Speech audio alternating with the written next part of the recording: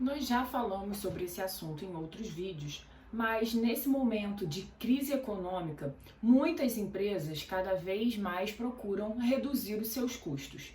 E em decorrência disso, acabam buscando alternativas que nem sempre possuem um respaldo jurídico, para aquela medida. No caso de contratação através de contrato de prestação de serviço, quando a empresa vai contratar, ao invés de um funcionário pela CLT, e contrata um prestador de serviço através de CNPJ, o que a empresa precisa estar atenta na hora de realizar um contrato de prestação de serviço? Vou deixar então algumas dicas para a realização de um contrato de prestação de serviço em que a empresa esteja resguardada juridicamente, seja ele com autônomo ou com pessoa jurídica. Primeiramente, a empresa não deve fixar um horário de trabalho, uma jornada de trabalho, ou seja, nada de cobrar ao funcionário que ele tenha um horário de saída e de entrada. Segunda dica, no contrato deve estar bem detalhado para qual função ou tarefa o prestador de serviço está sendo contratado. E deve estar fixado o prazo para execução dessa tarefa contratada. A terceira dica, deve ter uma cláusula de estipulação para aplicação de multa em caso de descumprimento do contrato, descumprimento do prazo ou descumprimento da realização das tarefas para a qual o prestador de serviço foi contratado.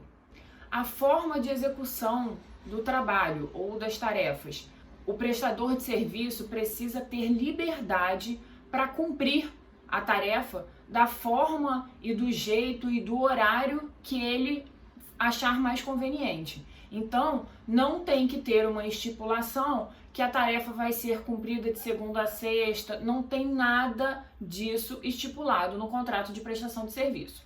O prestador de serviço é livre para estipular a forma, o horário e os dias em que irá executar.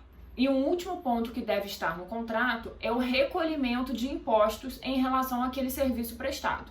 Ou seja, com a emissão de uma nota fiscal ou de um RPA, a empresa precisa efetuar o recolhimento dos impostos devidos em cima daquele valor.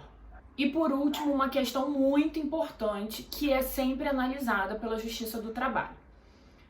Muito além das cláusulas do contrato, a Justiça do Trabalho está preocupada com a realidade fática, com o que de fato ocorre na prestação de serviços entre aquelas partes, prestador de serviço e empresa. Assim, essas dicas que eu passei devem realmente ocorrer dessa forma. Ou seja, o prestador de serviço deve ter liberdade para a execução das suas tarefas, não deve ter nenhum horário estipulado, nem dias estipulados, apenas as tarefas que ele precisa cumprir e o prazo estipulado entre as partes para o cumprimento.